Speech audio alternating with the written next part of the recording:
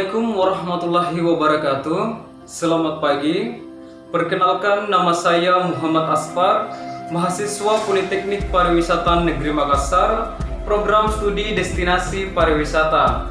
Pada kesempatan kali ini, saya akan memberikan sedikit penjelasan mengenai Regional Planning Concept atau biasa disebut dengan konsep perencanaan wilayah. Presentasi kali ini merupakan salah satu tugas dari mata kuliah studi lapangan pariwisata yang ada di Politeknik Pariwisata Negeri Makassar. Dan penjelasan ini dikutip dan diambil dari buku yang nama penulisnya itu adalah Gun. Regional Planning Concept merupakan salah satu konsep yang akan kita gunakan nanti dalam perencanaan suatu wilayah, khususnya wilayah pariwisata. Di dalam Regional Planning Concept, kita akan menemukan hierarki pembangunan daerah. Yang dimaksud dengan hierarki pembangunan daerah adalah serangkaian susunan ataupun tatanan variabel yang tersusun secara sistematis yang di dalamnya menjabarkan dan menjelaskan bagaimana pembangunan suatu daerah.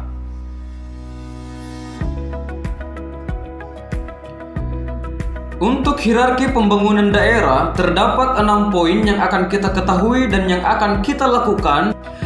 Mulai dari Regional Tourism Development, Increased Participation, ada Heightened Demand, ada Expanded Supply, ada Expanded Market, dan ada Resource Development. Regional Tourism Development merupakan pengembangan wilayah pariwisata yang di dalamnya yang perlu kita perhatikan adalah pengembangan fisik dari wilayah tersebut. Ada program Development of Attractions atau pengembangan program daya tarik, ada fasilitas layanan, ada transportation, dan ada informasi promosi untuk wisatawan. Pengembangan wilayah pariwisata ternyata bergantung kepada increased participation atau meningkatnya partisipasi. Meningkatnya partisipasi di sini ternyata bergantung lagi kepada dua variabel, yaitu heightened demand atau tingginya permintaan dan expanded supply atau penawaran yang diperluas. Heightened demand atau tingginya permintaan ternyata bergantung lagi kepada expanded market atau pasar yang diperluas, dan expanded supply atau penawaran yang diperluas ternyata bergantung juga kepada resource development atau pengembangan sumber daya. Apa sih yang sebenarnya yang mempengaruhi expanded market atau pasar yang diperluas? Ternyata, expanded market atau pasar yang diperluas dipengaruhi oleh beberapa hal. Yang pertama adalah kemampuan. Kemampuan yang di sini dimaksudkan adalah tidak hanya mampu secara jasmani dan rohani untuk melakukan kegiatan wisata, tetapi secara finansial juga dia mampu untuk melakukan kegiatan wisata tersebut. Yang kedua ada image. Kenapa pasar diperluas? Ternyata karena destinasi yang kita miliki atau destinasi pariwisata telah memberikan citra positif atau image positif kepada wisatawan, sehingga wisatawan ingin berkunjung ke destinasi kita guna melakukan berbagai macam kegiatan wisata. Tidak hanya menjaga image daripada destinasi pariwisata, melainkan seluruh bidang usaha yang terkait di sektor pariwisata kita juga harus menjaga image-nya. Serta sumber daya manusia yang berkompeten di bidang pariwisata juga tersedia di destinasi tersebut. Yang ketiga ada prioritas, mobilitas, kendala sosial, kendala pemerintah, teman dan kerabat, kedekatan destinasi pariwisata dengan tempat tinggal wisatawan, dan yang terakhir ada volume. Untuk resource development atau pengembangan sumber daya, ada beberapa poin yang akan kita sebutkan. Mulai dari pengembangan sumber daya alam yang kita miliki atau suatu destinasi pariwisata miliki. Yang kedua, pengembangan sumber daya budaya. Hal ini yang menjadi poin atau ciri khas daripada suatu destinasi pariwisata sehingga wisatawan tertarik untuk berkunjung ke destinasi pariwisata. Yang ketiga, viable service community atau komunitas layanan yang masih layak. Yang keempat ada easy access atau akses yang mudah dijangkau oleh wisatawan dari tempat tinggal wisatawan ke destinasi pariwisata yang akan dikunjungi. Yang kelima, ada pengembangan yang ada. Maksudnya di sini adalah pengembangan pariwisata yang sudah ada dan perlu lagi dikembangkan secara luas sehingga bisa dikenal oleh banyak orang. Penerimaan lokal terhadap pariwisata, kontrol pemerintah yang menguntungkan, ada tanah yang tersedia untuk pembangunan, ketersediaan pengusaha dan manajer, ketersediaan kelompok kerja, dan ketersediaan keuangan. Itulah penjelasan mengenai hierarki pembangunan daerah di mana mampu mengidentifikasi sejumlah variabel yang akan menuntun para perencana dalam pengembangan pariwisata.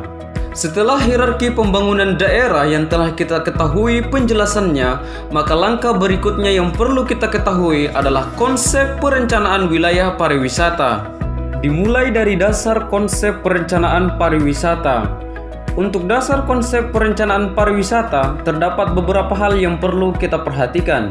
Yang pertama adalah penelitian. Di dalam penelitian terdapat 3 komponen utama yang akan kita ketahui. Yang pertama adalah posisi geografis, yang kedua konten geografis, dan yang ketiga adalah ekspresi landscape.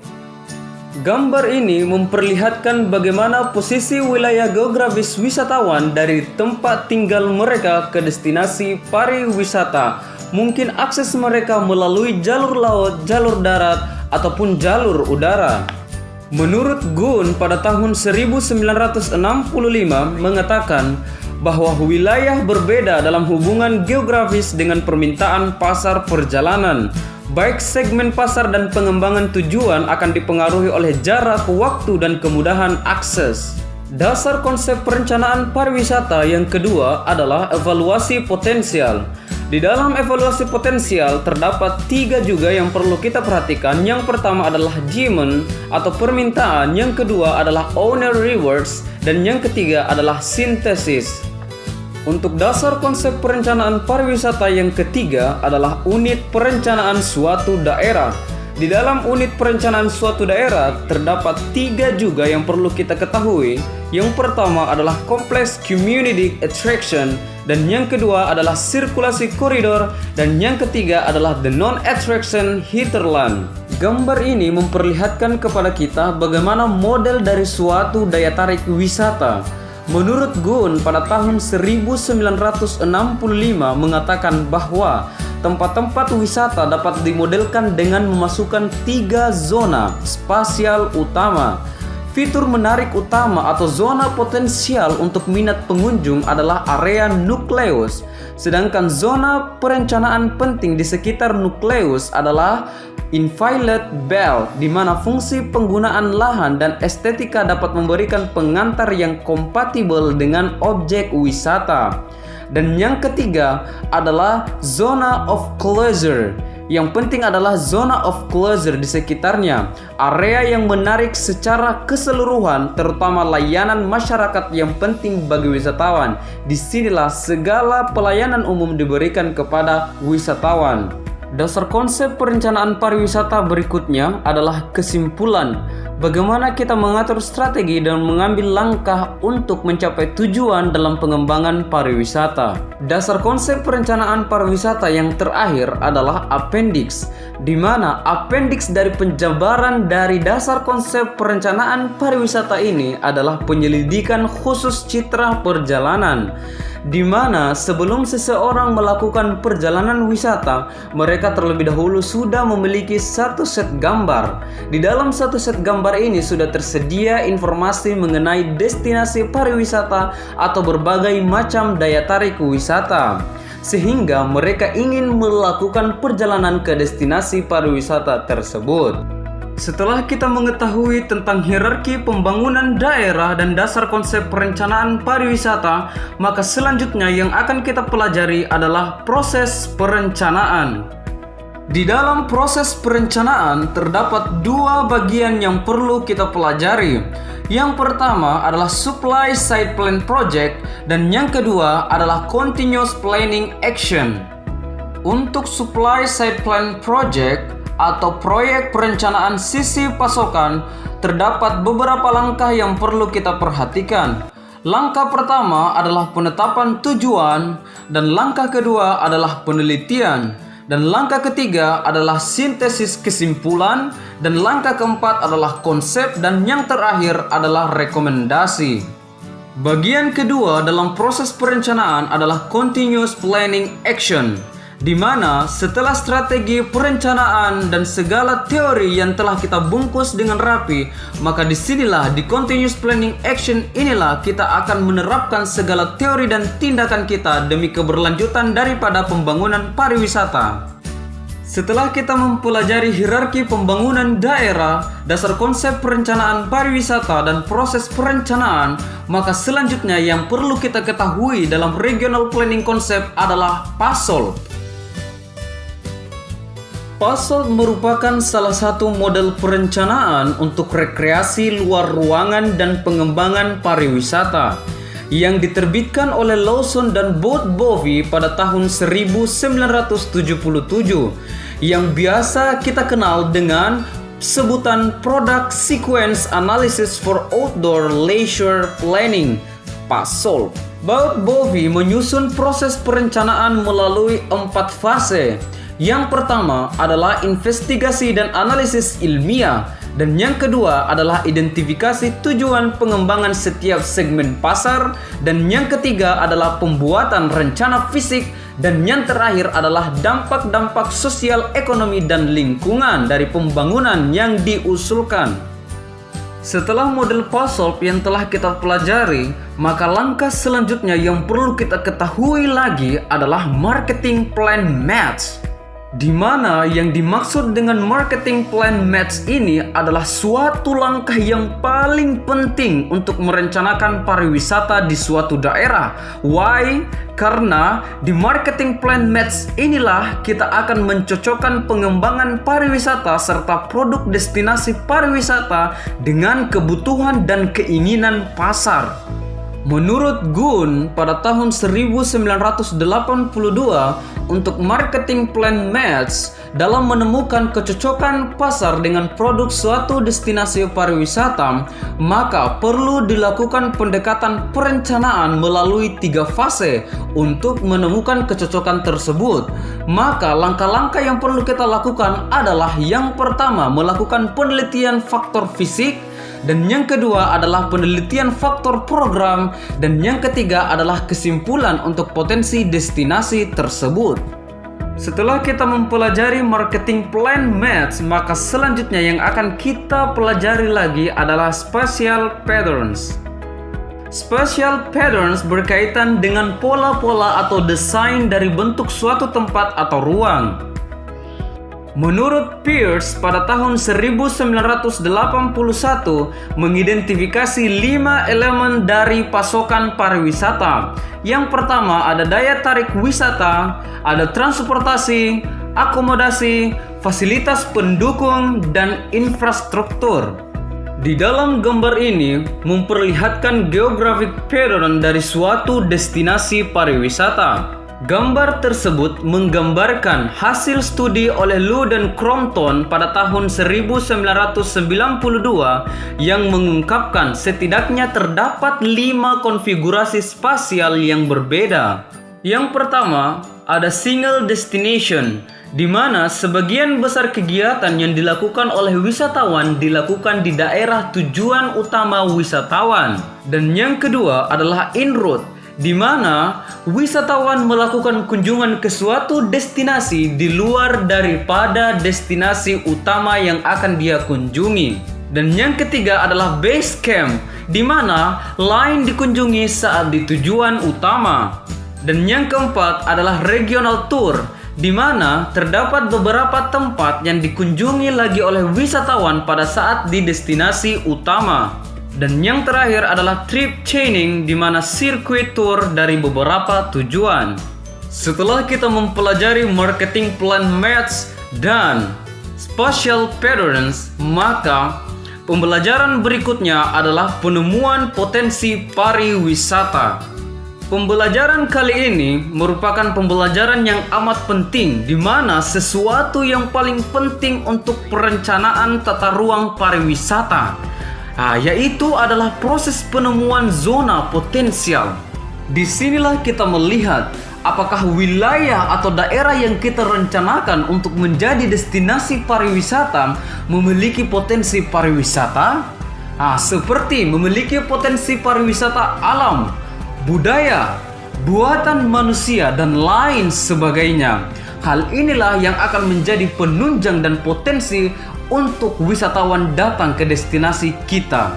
Setelah penemuan zona potensial, maka pembelajaran selanjutnya adalah kebijakan perencanaan nasional, di mana pemerintah dapat mendorong proses yang mencakup penelitian, membuat rencana penggunaan lahan, mengembangkan standar, menciptakan kesadaran pendidikan, berkolaborasi dengan sektor swasta, dan mengintegrasikan rencana lembaga pemerintah.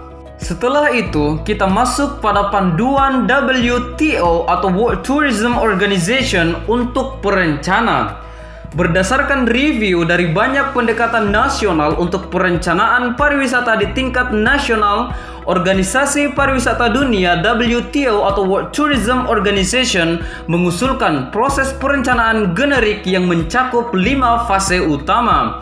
Yang pertama adalah persiapan studi, dan yang kedua adalah menentukan sasaran dan tujuan, dan yang ketiga adalah membuat survei, dan yang keempat adalah analisis dan sintesis, dan yang terakhir adalah perumusan kebijakan dan rencana. Selanjutnya adalah konsep posisi kompetitif, di mana tujuan dari upaya ini adalah untuk memastikan bahwa rekomendasi untuk pengembangan di masa depan mempertimbangkan kompetisi yang ada untuk atraksi wisata dan layanan. Seperti yang terlihat pada gambar. Dari keseluruhan pembahasan mengenai regional planning concept, maka dapat ditarik kesimpulan bahwa konsep perencanaan pariwisata daerah mengungkapkan banyak kesamaan. Konsep perencanaan sekarang mencakup lebih banyak masalah lingkungan. Rencana pariwisata regional harus memiliki visi yang jelas dan dapat diterima. Agen pelaksana dan tanggung jawab mereka perlu deklarasi yang clear. Perencanaan seringkali membutuhkan kerjasama publik, swasta, dan kolaborasi baru. Teknik telah meningkatkan penemuan zona tujuan potensial, dan yang terakhir adalah identifikasi zona tujuan memerlukan tindak lanjut lokal. Demikianlah penjelasan mengenai regional planning concept atau konsep perencanaan wilayah. Semoga video ini memberikan banyak manfaat bagi siapapun yang menontonnya. Dan saya Muhammad Aspar memohon maaf yang sebesar-besarnya jika ada perkataan dan penjelasan yang tidak dimengerti oleh teman-teman sekalian. Jika teman-teman memiliki banyak pertanyaan atau masih ada banyak penjelasan yang ganjil di dalam pikirannya, mohon tuliskan komentar atau pertanyaannya di kolom komentar video. Saya Muhammad Aspar undur diri. Wassalamualaikum warahmatullahi wabarakatuh.